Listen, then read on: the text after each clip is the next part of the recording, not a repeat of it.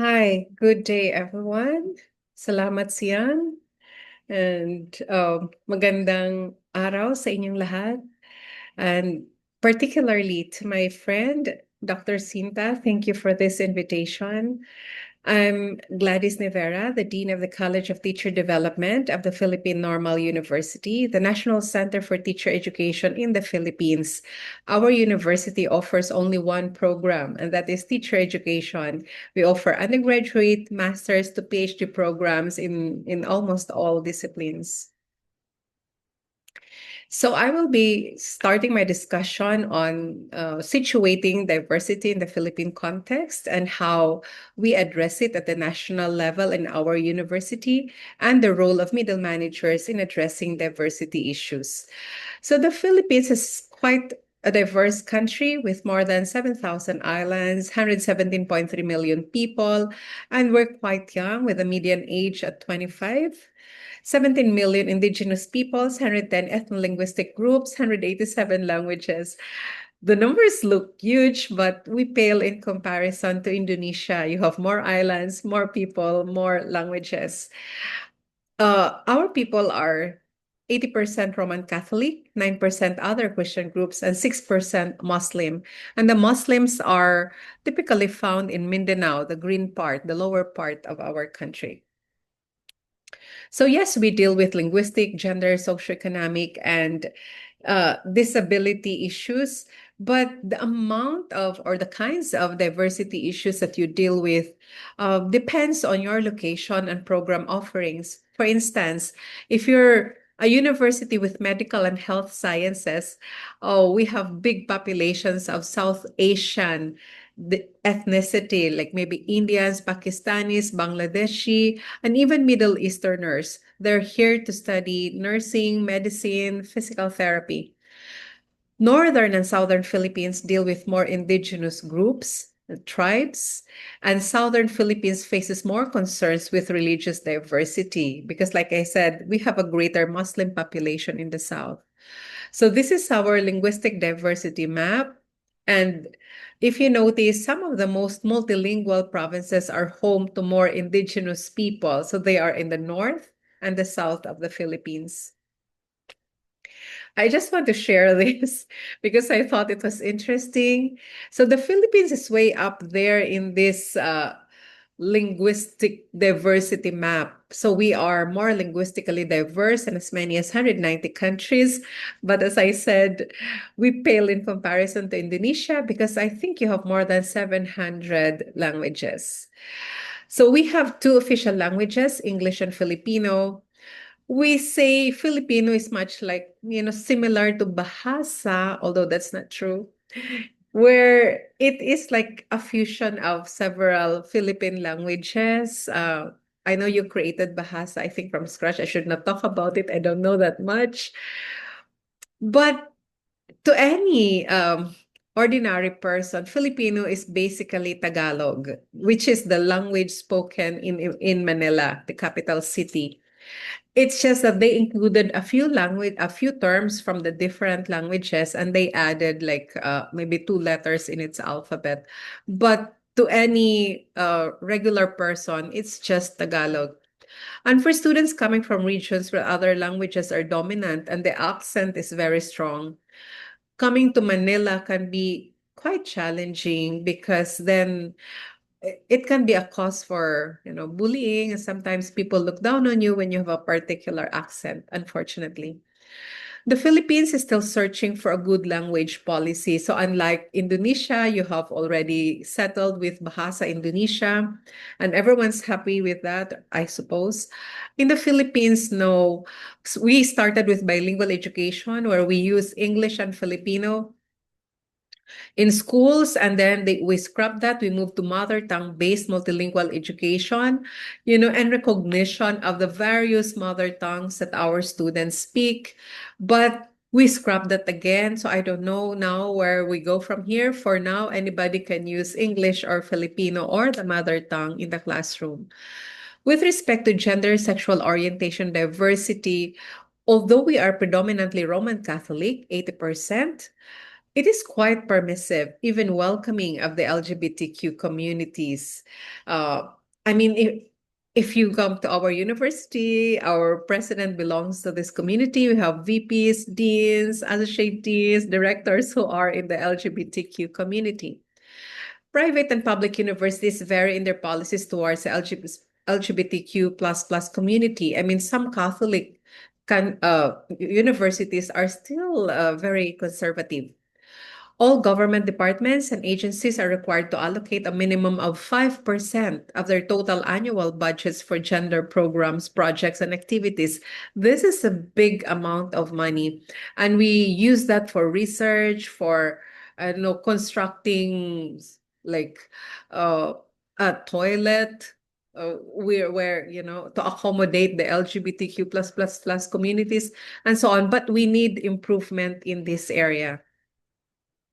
Okay, just to show you how gender-friendly our university is, this is our current dress code uniform guideline in the student handbook.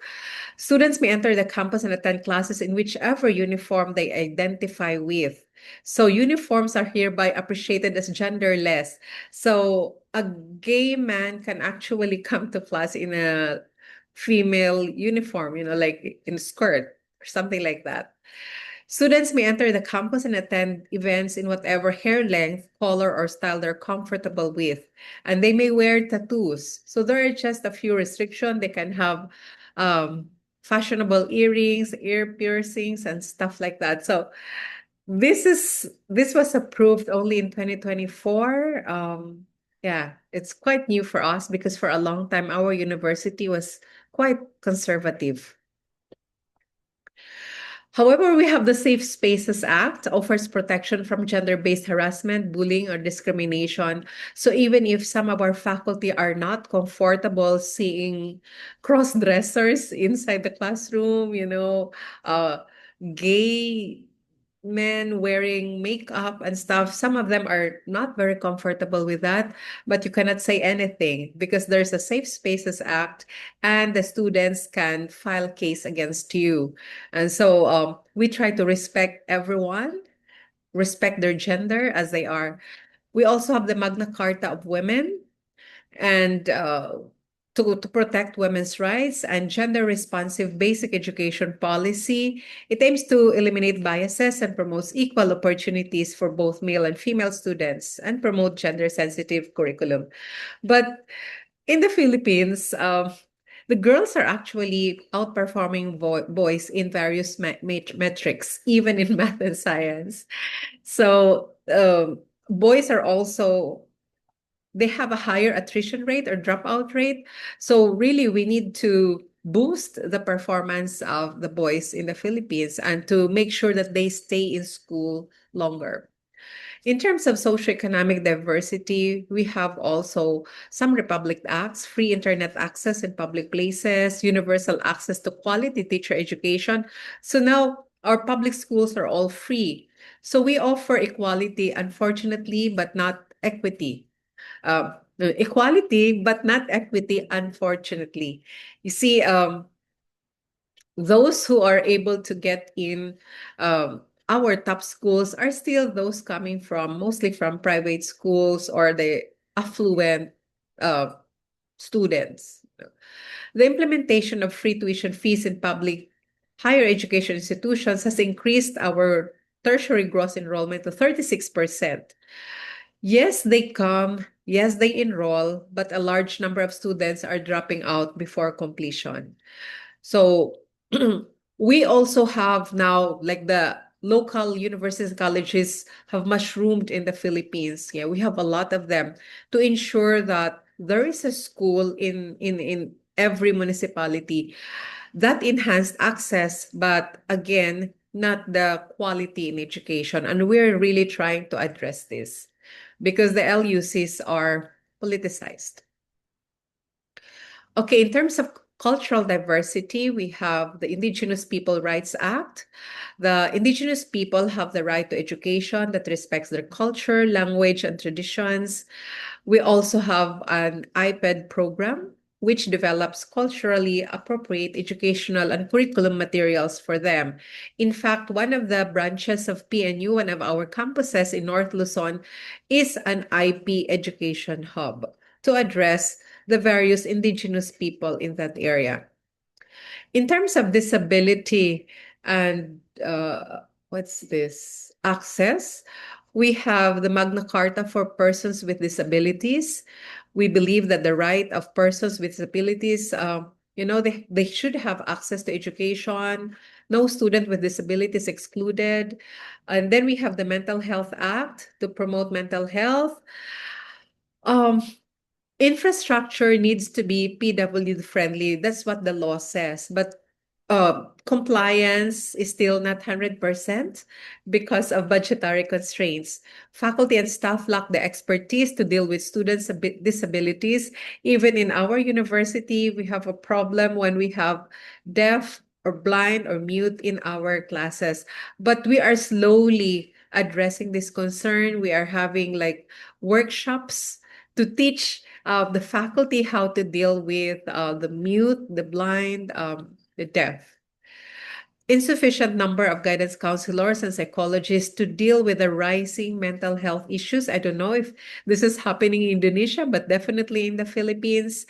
Um, I also had an experience of teaching mathematics to blind students, and it can be really challenging. By the way, we also have a blind faculty in our midst, as in totally blind, but he is quite brilliant. He is a Fulbright scholar. Okay, so what are we doing right in our university, at least in my view? Well, we have a gender equity, diversity, and inclusion office, very, very active. We are an LGBTQ plus friendly campus.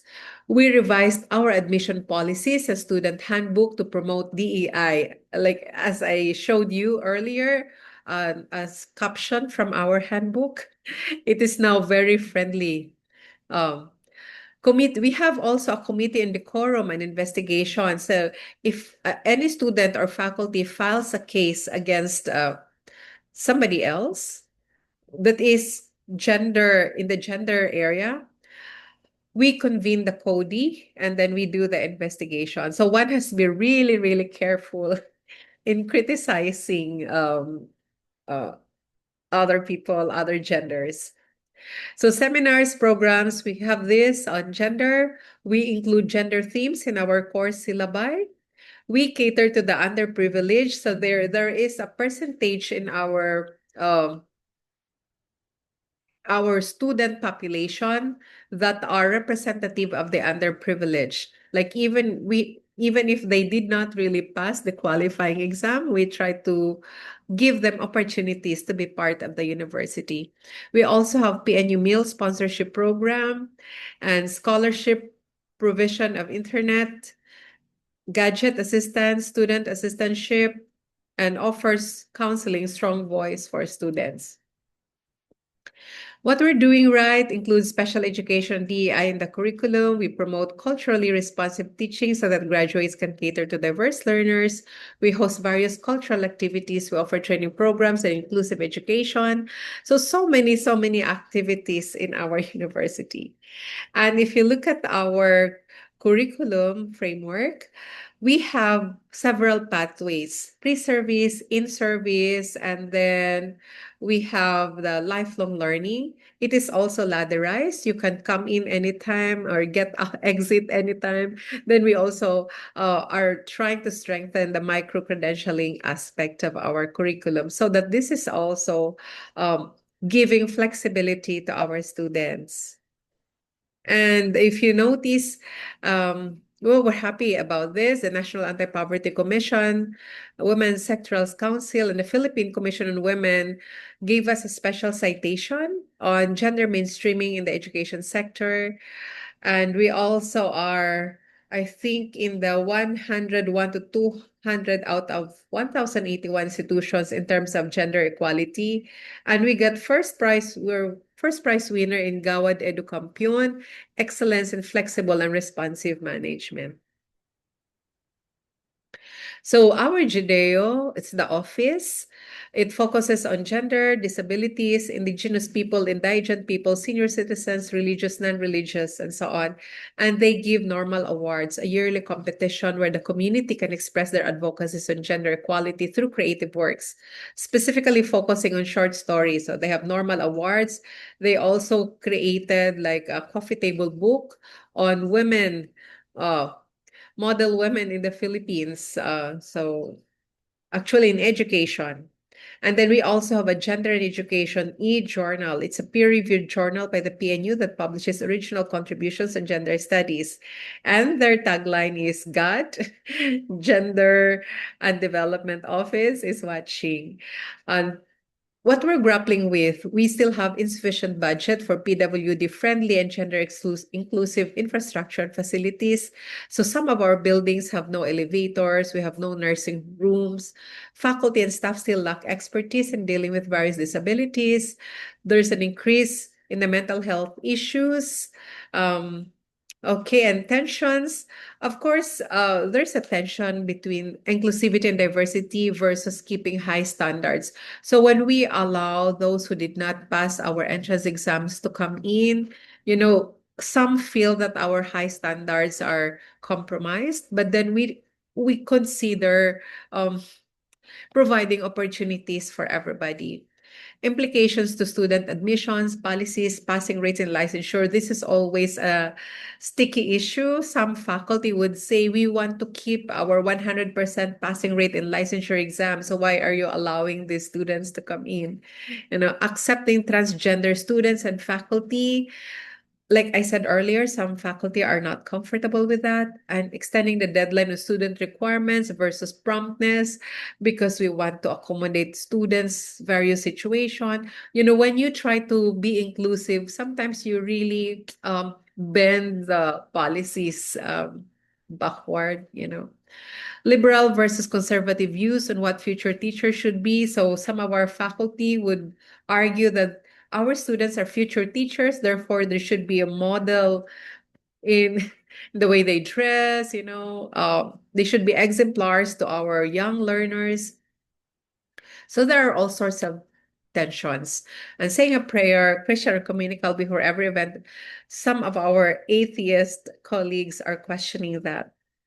So what middle managers can do, um, well, in terms of policy development and advocacy, you can revisit your hiring guidelines for inclusive hiring practices. Do you hire faculty with different views, with different religious background, or so on and so forth, or whether if they are disabled or they have disabilities, advocating for gender neutral restrooms and uniforms. Uh, Also, you can look at capacity building and training on DEI. There's so much that we need to learn about this, particularly in dealing with various disabilities in the classroom. Creating support systems, like we have to strengthen mentoring programs, support systems for various needs of our students. Promoting consultations and diverse representation.